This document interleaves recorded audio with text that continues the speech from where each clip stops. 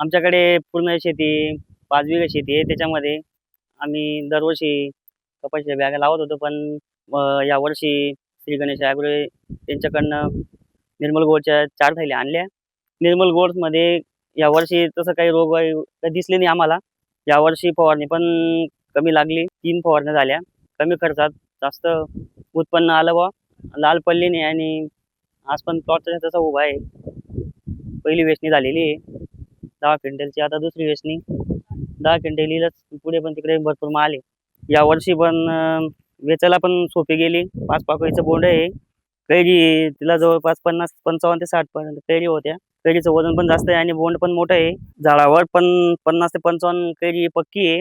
इतर व्हरायटीपेक्षा ही सरस आहे आणि वेचणीसाठी किंवा उत्पन्नाला बी जास्त आणि वाढीसाठी पण आणि उत्पन्नासाठी छान आहे.